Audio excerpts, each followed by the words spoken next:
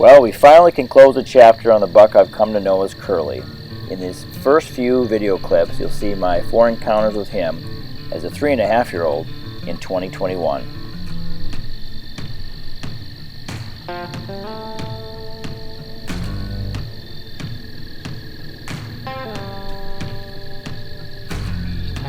That's a cool buck, but not one that I want to coax in a little closer and then be tempted to shoot. Awesome though.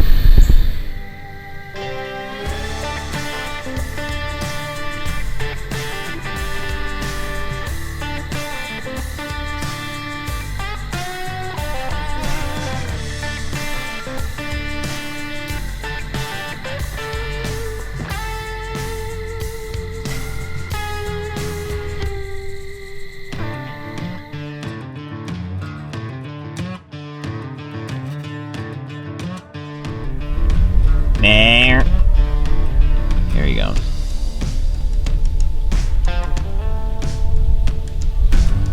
Right past my camera, which is like right tucked in there. Too bad. This is the big one. Oh, this is going.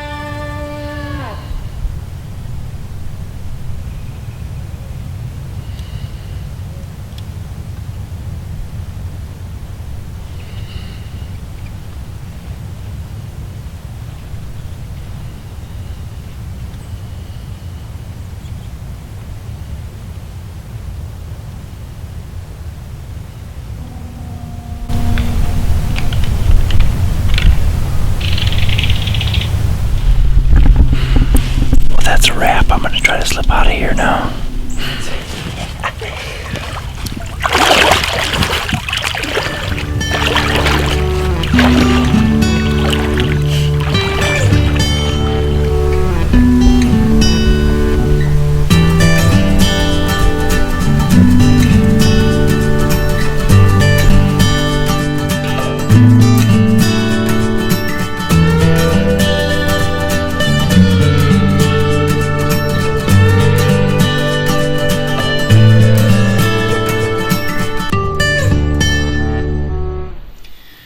The small one keeps looking back in the woods.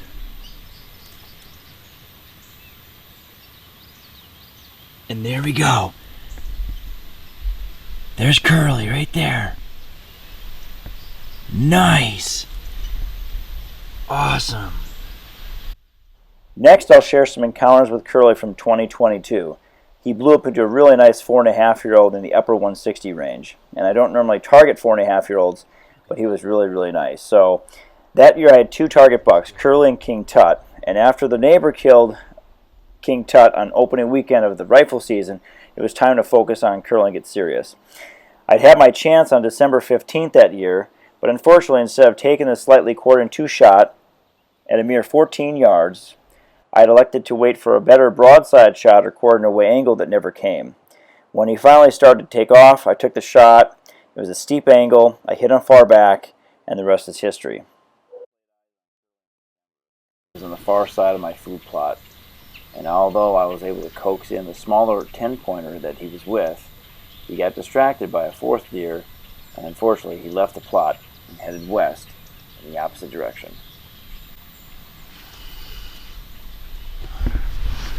Well, the morning started off slow, but it's sure heated up.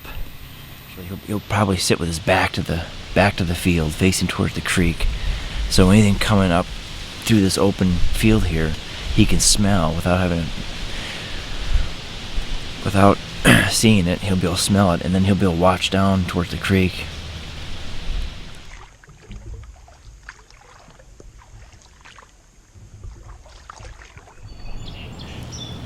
It's day 18.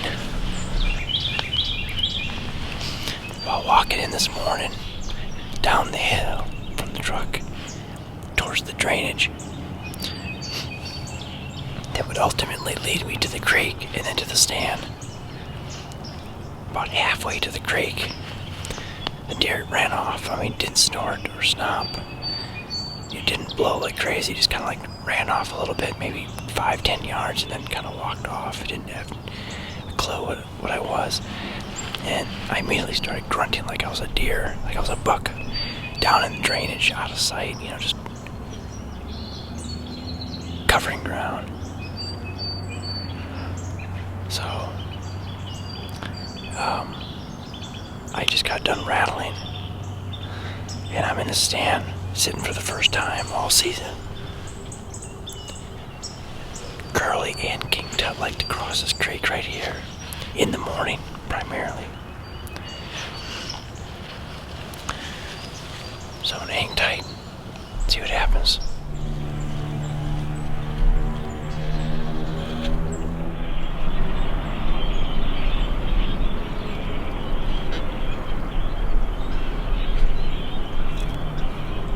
That's Curly right there.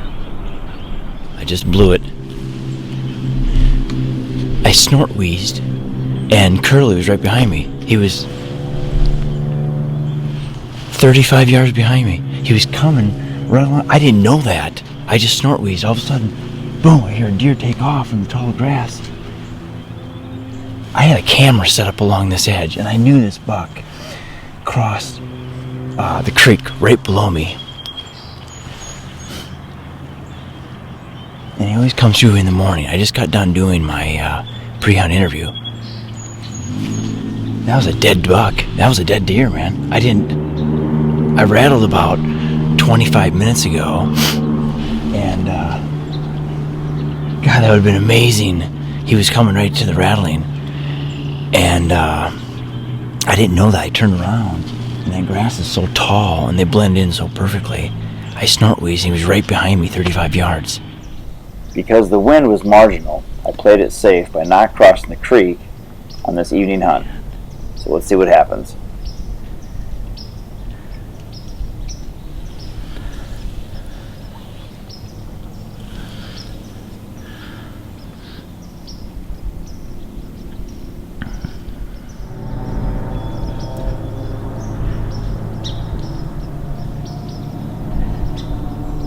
Got it.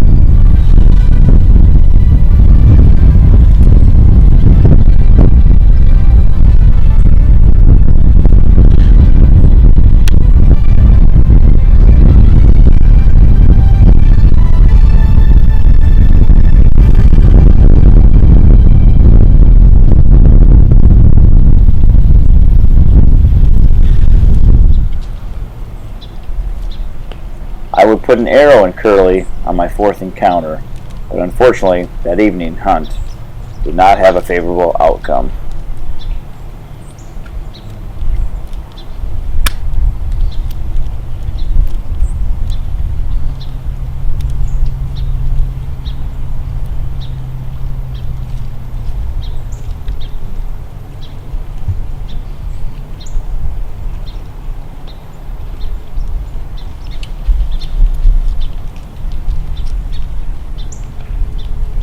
This right here would end up being my favorite video clip of Curly the entire season.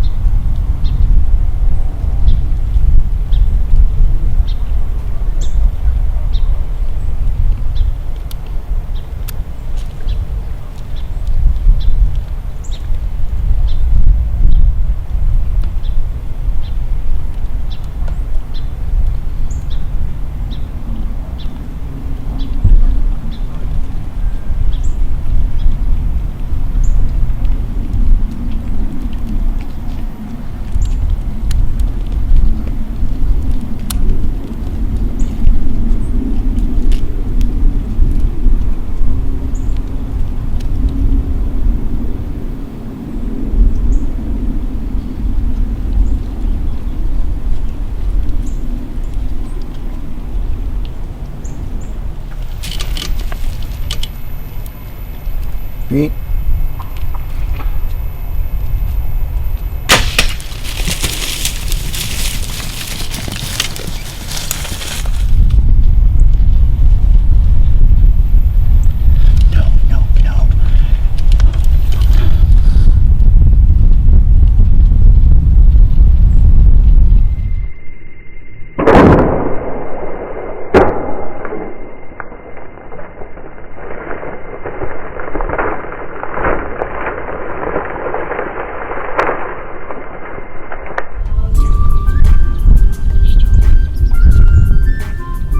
On this evening hunt, I spotted Curly in his bed as soon as I climbed up into my stand.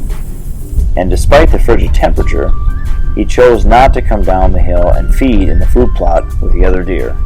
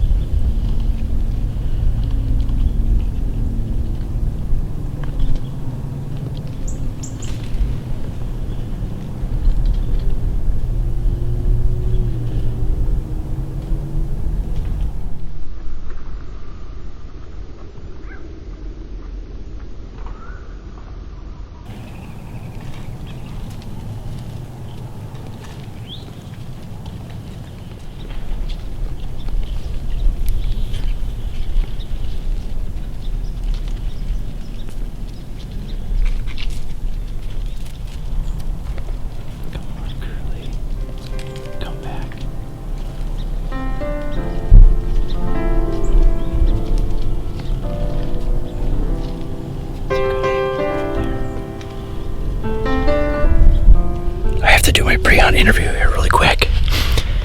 It's day 27 for me. I hunted last night and I saw Beefy and I saw Curly.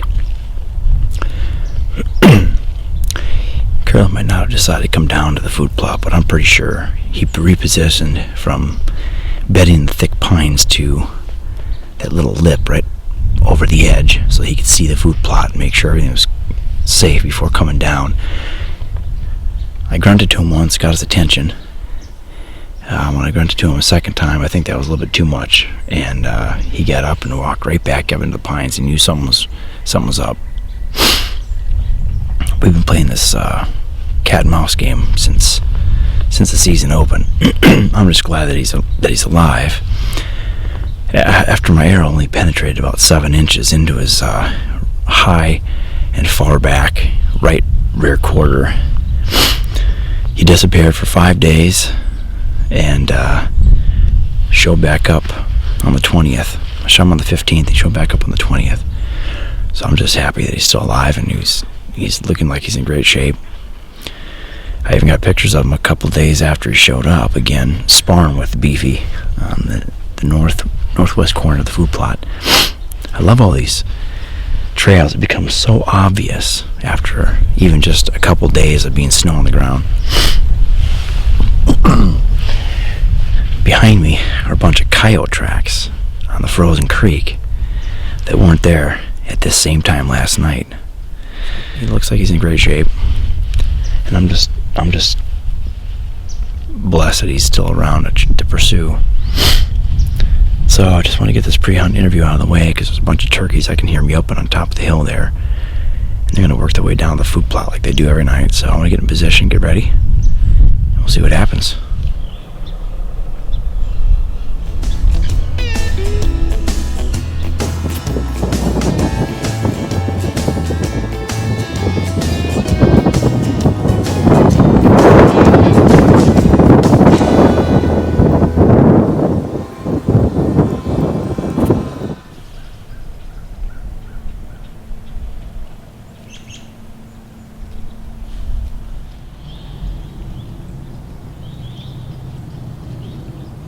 I had a strong feeling that Curly was going to show up this evening. The plot filled with deer early on, so I had high hopes that I was going to fill my tag. Let's see how this evening hunt unfolds as I have my final encounter of the season with this gorgeous buck.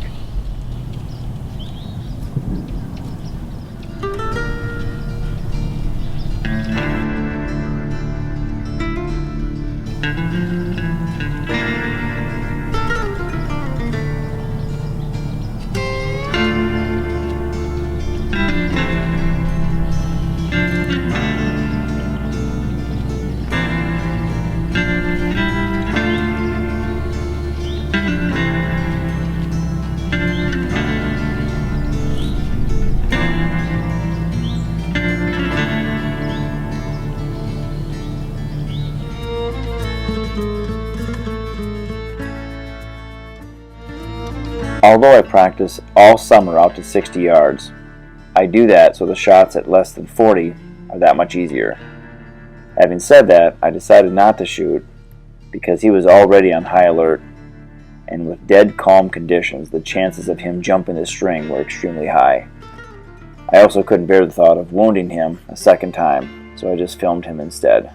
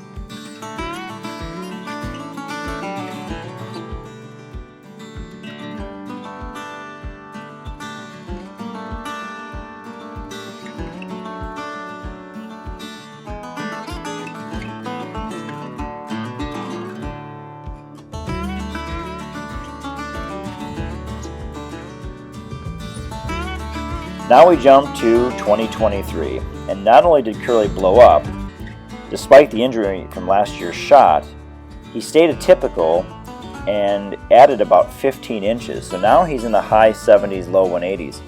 Well, like the previous 2 years, I had multiple pics of him, probably close to 1,200 pictures, and most were during daylight. I could have killed him on opening weekend, but I had good reason to wait. I'm after another deer, a mega giant I call Pitchfork, with 3 years of history. So with 3 years of sheds, and with adding probably 35 inches of antler.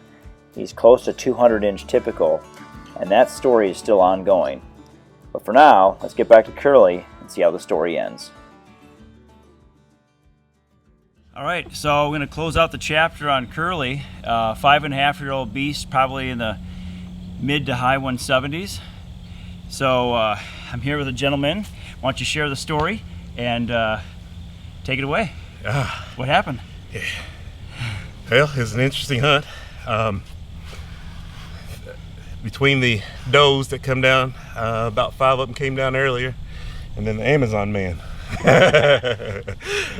So the Amazon man came and ran the does off, and shortly afterwards 2 of them decided to come back.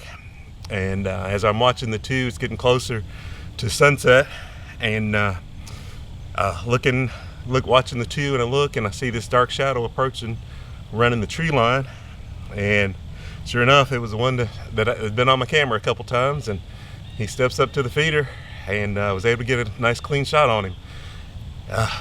After, of course, fumbling with the window, trying to get the window open with the crossbow on your lap because you were ready to quit for the day. You just don't quit sometimes. It's pretty much the story. Persistence gets him, right? Absolutely. So he hit him right behind the front shoulder, and it looks like he might have clipped the liver. And he ran from the creek about a good solid 200 yards from the creek, but then you shot him how far into the woods from the creek on your side of the fence? How far would you say? At least, it was 20 yards from my stand, so he ran at least 100 to 110 yards from that point to the last trace of blood. And then they looked last night along with the landowner on the tractor, right? And came up to empty-handed, but then you found him right along this brushy like hedge apple row right here about what, 20-30 minutes ago? Yeah. So we hunted for him last night until about 12:30 with no luck. 5 people and a tractor, and came across him this morning, so it was definitely an interesting hunt. It's kind of bittersweet for me because I've captured a video of this guy 2 years ago, last year several times, and then this year.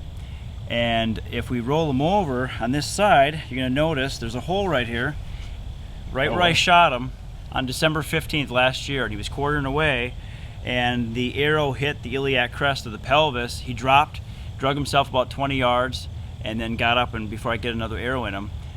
And 5 days later, he's out in the food plot sparring with another buck called Beefy, big 8-point, and had 2 more encounters with him last December, and then he dropped his antlers early, and we never found the sheds. And I was going to come out this afternoon and go after this deer, but this guy right here shot him.